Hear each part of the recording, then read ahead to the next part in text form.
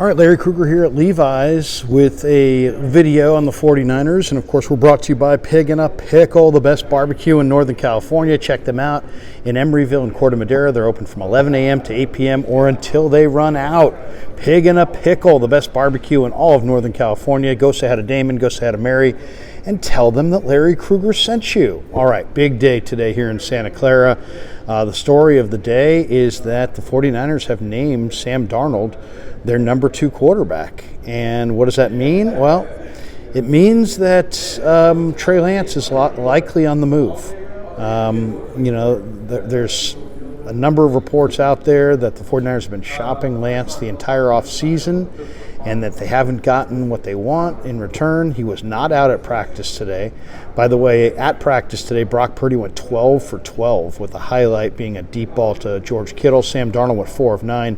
Brandon Allen went 2 of 3. That was it was a shortened practice. We asked Fred Warner a little bit about it after practice, and he didn't have a lot to say. He said, hey, I didn't know a lot about this, and I've asked a couple questions, and I haven't gotten any answers, and so on and so forth. So he just said, hey, I went out there, I noticed Trey wasn't there, and, we'll see. We'll see.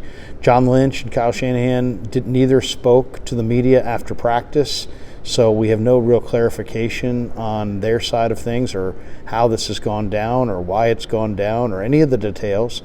All we know is that it's been reported that Sam Darnold will be the number 2 quarterback, that Trey Lance, a lot of speculation. Nick Wagner from ESPN speculated that the 49ers, according to his sources, are shopping Lance. Diana Rossini from ESPN has reported that the 49ers have shopped Lance this entire offseason.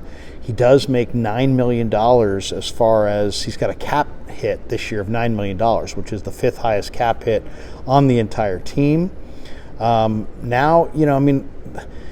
again, I've been talking about this since February. John Lynch came out at the Combine in February and said, you know what? Brock Purdy's our guy. We're committing to Brock Purdy. Shanahan said the same thing. Jed York said the same thing. And in the Combine discussion with the media, John Lynch said, when he was asked about Trey Lance, he said, Trey's got to play. And that's the problem, because we've got a team that's ready to win now. And the implication at that point was 100% clear. The implication was that in their minds, in their professional evaluation, that Trey Lance was not ready to lead their football team this year. That they may like him as a prospect, they may feel that he's going to be a franchise guy at some point, but that it wasn't going to be this year. And it was a very clear statement. And at that point, I came out and said, the 49ers are going to recommit to Brock Purdy, and they're going to move off of Trey Lance. That was just my reading of the tea leaves at that point. A number of people have been critical of me, and I've had to endure quite a bit. It's not about me. I don't care. But I'm just saying, there were an awful lot of people who were like, Krug, you're wrong. You're nuts. You're crazy. He's going to be here. Lance is going to be here. Just because Purdy's going to be the starter doesn't mean that Lance isn't going to be here. And I just said, hey, based on what I see and what I've heard from John Lynch, that they were going to commit to Brock and move off of Trey Lance. And that was before Sam Darnold and Brandon Allen even showed up. Then Darnold shows up on the first day of free agency, a guy who started at the end of last year and clearly wants to be a starter. And he signed up to be, the 49ers' 3rd-string quarterback behind Trey Lance and Brock Purdy? That made no sense. So that was indication number 2. Indication number 3 is that Brandon Allen, who was Joe Burrow's backup, he was the number 2 quarterback in Cincinnati last year, signed with the 49ers to be their 4th-string quarterback?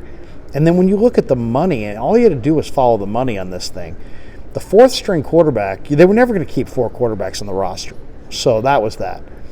The practice squad nets you somewhere between $200,000 and $350,000. The NFL league minimum is like $750,000.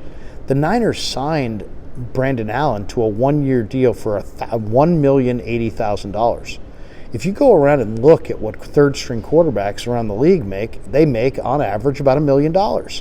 So they signed Brandon Allen to a contract for $1 million, which was a slight upgrade on what he made last year in Cincinnati, to be their 3rd-string quarterback. So that was indication number 3. Lynch being 1, Darnold being 2, Allen being 3, that Trey Lance was not going to be here. So I've been saying it this entire offseason. They're going to commit to Purdy and move off of Lance. They're going to commit to Purdy and move off of Lance. It's not necessarily what I would do, because I think Trey Lance has a huge amount of talent. I think Trey Lance is a franchise quarterback. I think Trey Lance is going to have a really good career before it's all said and done. But there's a cap ramification of the whole thing. And you're clearly committing to Purdy now going forward. They were committing to him at the end of last year. So do you want were you really going to have a $9 million third string quarterback? I mean, yeah, the whole room together was going to be $15 million, which is still a relative bargain. But look at the 49er roster. Look at the whole reason that they wanted a quarterback on a rookie deal. They wanted a quarterback on a rookie deal so they could afford to surround that quarterback with as much talent as humanly possible. And that's why they wanted, the quarterback on the rookie deal initially. Now they have that in Brock Purdy, and they're going to give away all of that cap savings to pay their third string quarterback $9 million. It never really made sense. Now the question is, what's coming next? I would expect that the 49ers will not make a move until at least Friday. Why? Because Friday night is when every team in the NFL plays their final preseason game. In those preseason games, any number of quarterbacks could go down with injuries, which would change the dynamic of the trade market and potentially significantly. So I don't expect a trade to happen before Friday, but I do expect a trade to happen shortly thereafter. And I think the 49ers are going to, since we didn't get their message today, I think they're going to kind of sell it as, hey, we like Trey, we believe in his long-term future, but this is best for him. He's not going to play now. His development would be halted if he were to stay here as the third string quarterback. And they're going to sell it as this is the best thing to do for Trey's future. That they care about Trey, they care about his family, they're invested in his story, they're invested in his career, and they don't want to hold his career hostage and never play him. That's the story they're going to go with. As far as what are they going to get back in compensation, I'm not sure. I would think they might get back a player and a pick. People were speculating a 6th-round pick. I think that's really bad PR to take a 6th-round pick. I think the 49ers would almost rather group Trey with a pick or a player or an asset of some kind to make sure that they get back some return that looks better publicly. So maybe you trade another player with him. Maybe you trade a 3rd-round pick with him and you get back a high 2nd-round pick, or maybe you get a player and a pick. I don't know what they would get. As far as who's interested, I would imagine Tennessee, Atlanta, Washington. Those teams come to mind right away. Atlanta, I could see being very interested. They have Desmond Ridder. They don't have a lot. Washington has Sam Howell.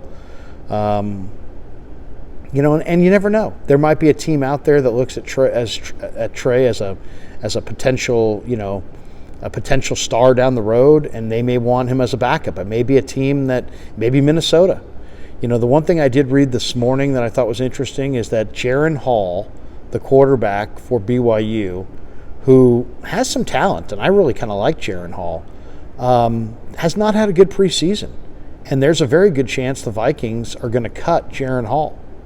So, would the 49ers take Jaron Hall and some kind of a draft pick in return for Trey Lance and send him to his home state of Minnesota? That might be, a move that I could see being very popular with Trey and his family. Hey, you're from Marshall, Minnesota. You'll be the heir apparent to Kirk Cousins. He's not ready to play this year, but so what? Kirk Cousins is there. Maybe the Niners get Jaron Hall coming back. I personally would like to see the 49ers, get a defensive player that can rush the passer, because that is clearly a need. And, man, if they could get a Montez Sweat or a Chase Young out of Washington, if they group Trey with a pick, that would be a nice return. It's really difficult to say, but I would say either a player who can help them this year, or grouping Trey with another asset for a pick, so we can't really tell exactly what he's traded for. I don't think they're going to want to hand him to some team for a 6th-round pick. I just don't. To me, that seems like it would be bad PR. And what if he goes to Minnesota and lights it up, and then you got a 6th-round pick? Then you look really bad. But if you trade a 3rd-round pick for, and Trey for a 2nd-round pick and a 5th-round pick, maybe that looks better. Or if you include a player going with him or take a player coming back, maybe that becomes better PR for the team. But I would expect him to be traded shortly after Friday. It might happen this weekend. It might happen early next week. Theoretically, it could happen not at all until the trade deadline. But I think the 49ers, by doing it this way, pre-cut down, there's a lot of teams with a lot of different options at quarterback. And Trey Lance, there's 100 quarterbacks that play in the NFL. And Trey Lance is easily one of the best 100 quarterbacks in the league. So they'll find a home for him. Where and for what, that's to be determined. But I'll wish him luck because I think he's a great kid with a lot of talent. All right, that does it for this video. Thanks to all of you for supporting The Krug Show. Thanks to Pig and a Pickle for being the title sponsor of The Krug Show. And once again, thanks for supporting The Krug Show on YouTube.